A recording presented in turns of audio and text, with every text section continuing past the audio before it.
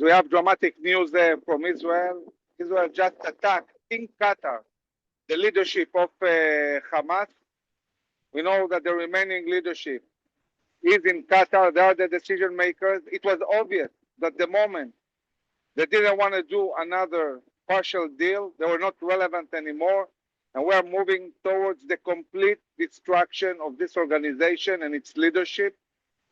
And we got them to convene together as part of supposedly discussions between us and them. And the intelligence was very accurate, and Israel did in Qatar an attack on the leadership. We're waiting to see the results. But this is dramatic, and this is a message that we have only one clear path ahead, moving forward and destroying this vicious, terrible organization in Gaza and out of Gaza. No leader of Hamas that planned and executed the 7th of October will stay alive.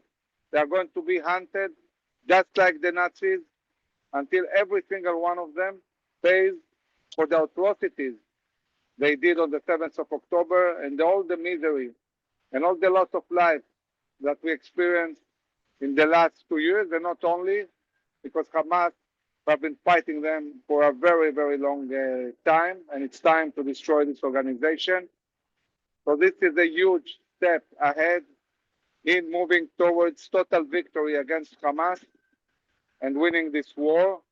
And following that, as we speak, the army gave the instructions to 1 million Gazans to move out of the city of Gaza before our attack. And I think that this is not just a major physical blow, it's a moral blow to Hamas, and will assist also in the fighting on the ground in Gaza City itself. General, are you able to speculate the level of cooperation of this attack in Qatar that Israel had with the U.S.? So I think the cooperation was very close, and obviously you don't attack in a place like Qatar without coordinating that with the U.S. Before that. And I believe that the president has full knowledge of the plans. The decision of the Israeli government, of Netanyahu, in coordination with President Trump, is to move as fast as possible to a full victory in the Gaza Strip, destroying Hamas, bringing back all our hostages, demilitarizing this place, and really creating an overriding security responsibility of Israel, and also, of course, a completely different government in Gaza, which will probably not be one government, but areas of self-governance of clans, and also pushing relocation, voluntary relocation. The Prime Minister has stated again and again, half of the Gazans want to leave Gaza, and the human thing to do, the right thing to do, is to let them get out of the Gaza Strip and be relocated to other places. And Israel conducting an operation in Qatar, is that a threat to Qatari sovereignty? Do you think there will be recourse or backlash from the Qatari government against Israel? I think that any country that hosts murderous terrorists needs to take in account that there will be a price for that. We didn't attack Qatari government. We attacked the terrorists on their soil. And they cannot be safe. And the terrorists need to know there is no place on earth where they will be safe from Israel. And do you think this will motivate Qatar? You know, you've been speaking about for a long time now that Qatar needs to be an active participant in no longer housing and hosting Hamas leadership. Do you think this will motivate Qatar to push them out of their borders, because otherwise more attacks could come? I hope so. And, you know, this has to do also with American policy and the way America expects Qatar to behave and not to host murderous terrorists.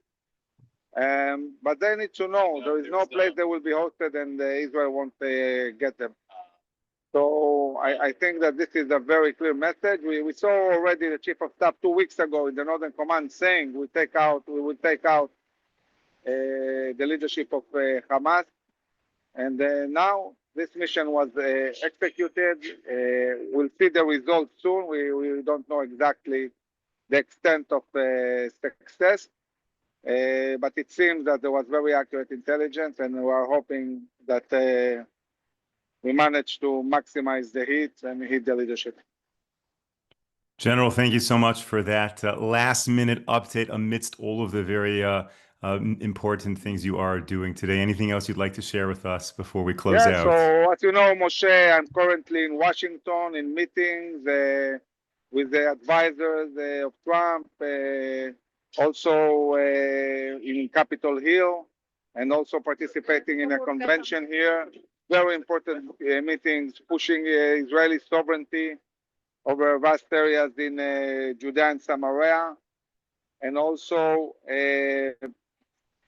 of course, talking about plan of relocation and the need to win decisively the war in Gaza. There are many issues on the table, and it's a very meaningful and important moment to be in Washington. And on Thursday, I'm back in Israel.